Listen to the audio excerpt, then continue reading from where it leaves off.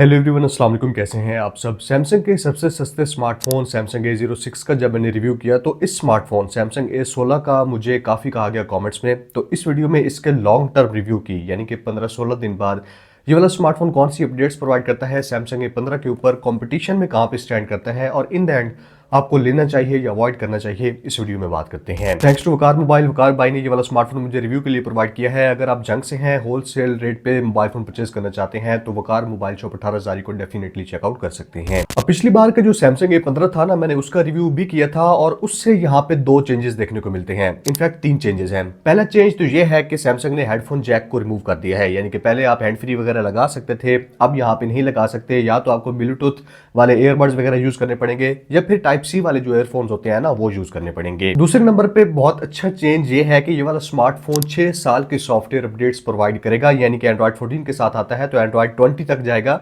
जो इसके कंपटीशन में कोई भी और स्मार्टफोन, कोई भी और ब्रांड इतनी ज्यादा अपडेट्स प्रोवाइड नहीं करता। तो ये अच्छा चेंज है। और तीसरा भी किसी हद तक अच्छा चेंज है कि सामने जो बेजल्स थी ना स्क्रीन की साइड वाली, उनको सैमसंग ने कम कर दिया है और जो चिन है वो भी पहले से छोटी देखने को मिलती है। लेकिन स्टिल अभी भी ये वाला स्मार्टफोन सामने नॉच के साथ आता है और 90 हर्ट्ज का रिफ्रेश रेट प्रोवाइड किया गया है, जबकि कंपटीशन में ज्यादातर स्मार्टफोन्स 120 हर्ट्ज प्रोवाइड करते हैं। 90 हर्ट्ज पे नो डाउट ये वाला स्मार्टफोन काफी स्मूथ फील होता है, लेकिन एक शिकायत जहां पे मुझे है ना, ये वाला स्मार्टफोन एमोलेड डिस्प्ले के साथ आता है, उसके बावजूद ऑलवेज ऑन डिस्प्ले का ऑप्शन सैमसंग प्रोवाइड नहीं करता। अब मैं जानता हूं सैमसंग A16 में प्रोवाइड कर सकता था ऑलवेज ऑन डिस्प्ले वाला ऑप्शन, लेकिन इसको सिर्फ A26 और A36 वगैरह से डिफरेंशिएट करने के लिए ना, फर्क रखने के लिए सैमसंग ने वो वाला फीचर यहाँ पे प्रोवाइड नहीं किया। अब डिजाइन और डिस्प्ले की बात करें तो डिजाइन नो डाउट सैमसंग की जैसे बाकी स्मार्टफोन्स होते हैं वैसे ही डिजाइन प्रोवाइड करता है। काफी मिनिमलिस्ट और सादा सा डिजाइन है।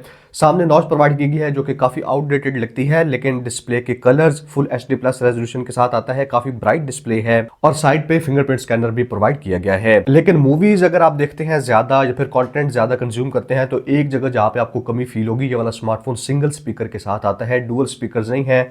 सिंगल स्पीकर के हिसाब से लाउडनेस ठीक है, यानी कि आवाज ऊंची है, लेकिन किसी किस्म की बेस या क्लैरिटी आपको देखने को नहीं मिलती। अगर आप फुल वॉल्यूम पे सुनते हैं तो साउंड थोड़ी सी फटी फटी हुई फील होती है।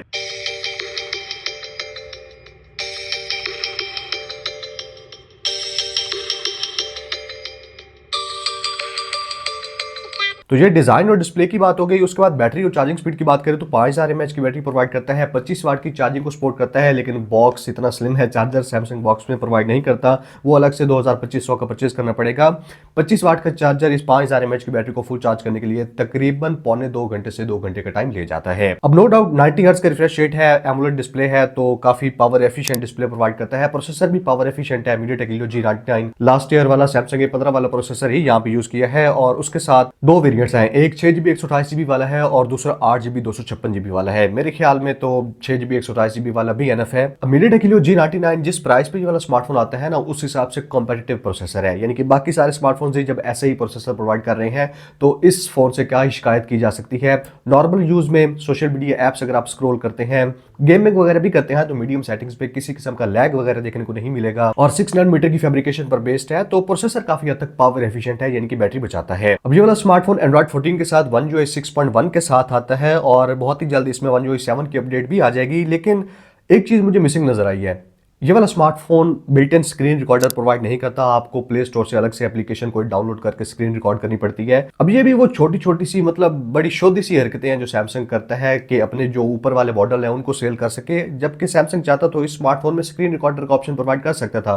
बाकी सारे ऑप्शन मिल जाते हैं, सिक्योर फोल्डर वगैरह है, उसके अलावा NFC को भी ये वाला स्मार्टफोन सपोर्ट करता है, सिर्फ जो बिल्ट इन स्क्रीन रिकॉर्डर है ना वो प्रोवाइड नहीं किया गया। अब यही एक डिपार्टमेंट है सॉफ्टवेयर का जिसकी वजह से ये वाला स्मार्टफोन मुझे अपने कॉम्पिटिशन में बाकी सारे स्मार्टफोन से काफी बेटर लगता है। लेकिन अगर आप स्पेसिफिकेशंस वाइज देखें ना, या फिर पिछले साल के हिसाब से भी देखें, अगर आप सैमसंग A15 यूज कर रहे हैं तो आपको A16 पे अपग्रेड करने की कोई भी जरूरत नहीं है। लेकिन अगर आप इस प्राइस पे स्मार्टफोन लेना चाहते हैं, यानी कि आपका बजट है 55,000-60,000 पाकिस्तानी रुपीस, तो टेक्नो कैमन 30S वो वाला स्मार्टफोन इससे काफी अच्छा कैमरा प्रोवाइड करता है। वहां पे डुअल स्पीकर्स हैं, curved AMOLED display 120 hertz refresh rate के साथ वहां पे प्रोवाइड किया गया है और चार्जिंग स्पीड भी वहां पे फास्ट देखने को मिलती है। तो अगर आपको स्पेसिफिकेशंस अच्छी चाहिए, कैमरा अच्छा चाहिए, थोड़ा सा डिजाइन बेटर चाहिए, तो टेक्नो कैमन 30S इससे काफी अच्छा स्मार्टफोन है। लेकिन अगर आप मतलब अच्छी रीसेल वैल्यू वाला स्मार्टफोन चाहते हैं या फिर ज्यादा अरसे तक यूज करना है, नॉर्मल यूज है आपका और आप जो मतलब बड़े ब्रांड्स हैं ओप्पो, वीवो, सैमसंग का स्मार्टफोन लेना चाहते हैं तो उस सूरत में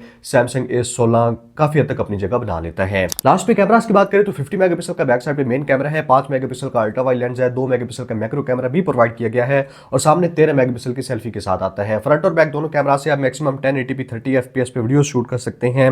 अब कैमरा की आउटपुट मुझे प्राइस के हिसाब से काफी डिसेंट लगी है, मतलब अच्छे कैमराज हैं, लेकिन टेक्नो कैमन 30S जो स्मार्टफोन है ना, या फिर टेक्नो कैमन 30 के भी कैमराज इससे मुझे काफी बेटर लगे थे। उन दोनों स्मार्टफोन्स का रिव्यू मैंने आपको ऑलरेडी बना के प्रोवाइड कर दिया हुआ है, यहाँ पे उन वीडियोस के लिंक दे दूंगा, डिस्क्रिप्शन में भी लिंक देखने को मिल जाएंगे। अगर आप बेस्ट कैमरा के लिए स्मार्टफोन लेना चाहते हैं ना बॉक्स पैक में, तो उन दोनों स्मार्टफोन में से किसी एक की तरफ जा सकते हैं। जहां तक इस स्मार्टफोन की बात है तो काफी हद तक डिसेंट रिजल्ट्स प्रोवाइड करता है। अल्ट्रा वाइड लेंस में डिटेल्स कम होती हैं क्योंकि सिर्फ 5 मेगापिक्सल का है। मेन कैमरा फ्रंट और बैक से जहां पे अच्छी लाइटिंग हो, ये वाला स्मार्टफोन अच्छे फोटोज कैप्चर कर लेता है। अच्छा, ये वाली वीडियो शूट हो रही है सैमसंग A16 के फ्रंट कैमरा से 1080p 30 FPS पे मैक्सिमम आप इसी रेजोल्यूशन पे वीडियो शूट कर सकते हैं। यहाँ पे माइक्रोफोन्स का पिकअप कैसा है और डायनामिक रेंज को किस तरह से कैप्चर कर रहा है। मैं सूरज के सामने आता हूँ, वैसे आज बादल हैं काफ़ी हद तक, लेकिन शर्ट का कलर वैसे ही मुझे नज़र आ रहा है जैसा मतलब रियल में है, और स्किन टोन्स भी काफ़ी हद तक वैसी ही हैं।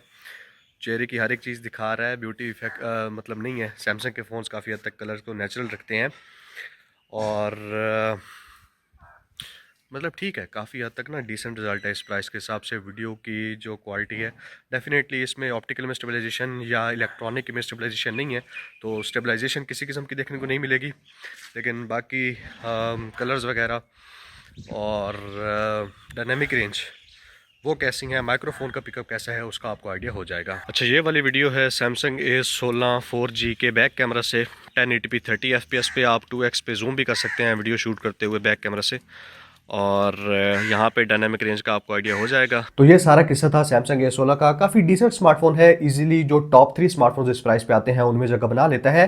लेकिन पहले नंबर पे अगर मैं रिकमेंड करना चाहूँ तो टेक्नो कैमन 30S को रिकमेंड करूंगा। दूसरे नंबर पे मेरे ख्याल में टेक्नो कैमन 30 काफ़ी बेटर है। और अब तो मतलब इसका जो 8GB 256GB वाला वेरियंट है ना, उसमें रेडमी नोट 13 प्रो भी देखने को मिल जाता है। तो ऐसी सिचुएशन में आप उस स्मार्टफोन को भी कंसिडर कर सकते हैं। कोई भी मजीद क्वेश्चन हो इस स्मार्टफोन के बारे में तो कॉमेंट्स में पूछ लेना है। Thank you so much, good bye.